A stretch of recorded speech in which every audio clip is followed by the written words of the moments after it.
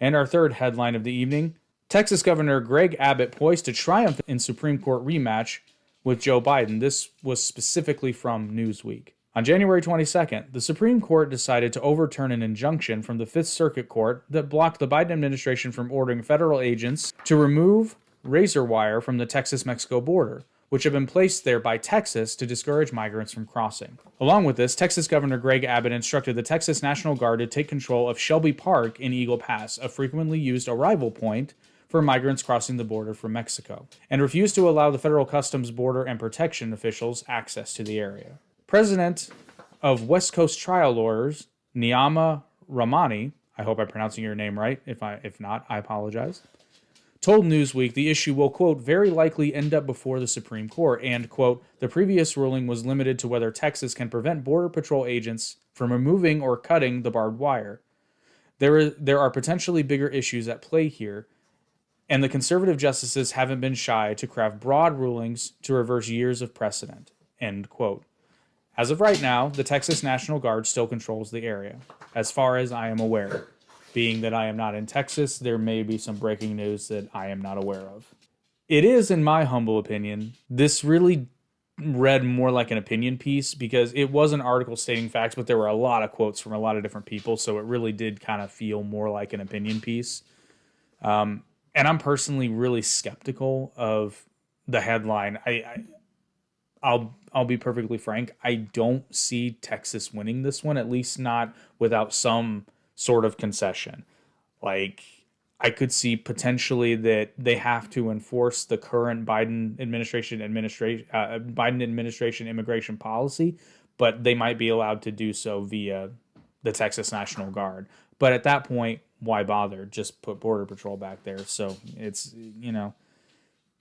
and not only that, there's a ton of misinformation regarding this overall story being the situation at, what was it, Eagle? I can never remember the damn name. Shelby Park.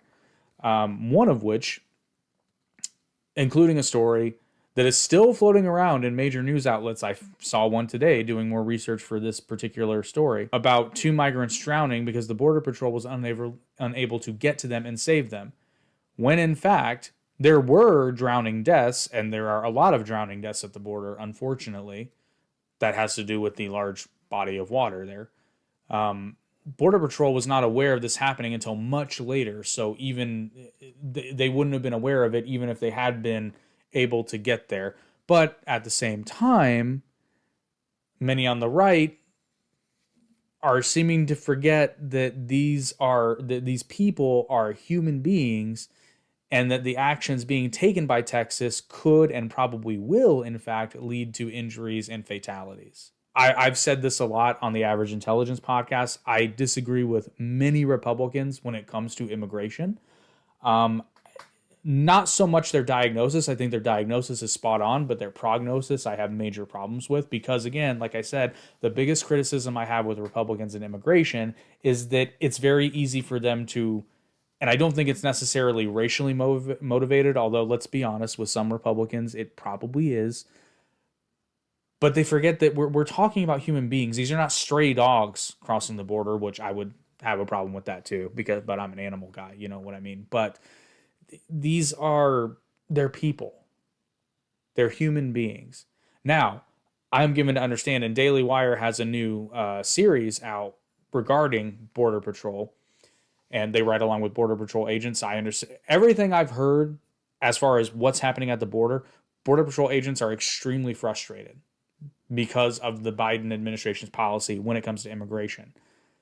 So there's a lot of layers here, and there's a lot of enforcement issues. There's a lot of resource issues. Although I've heard some people say that they have the resources, they're just not allowed to use them. And I've heard some people say that the Border Patrol has essentially become a taxi service. No longer the Border Patrol, we're the Welcome Patrol. So I don't know.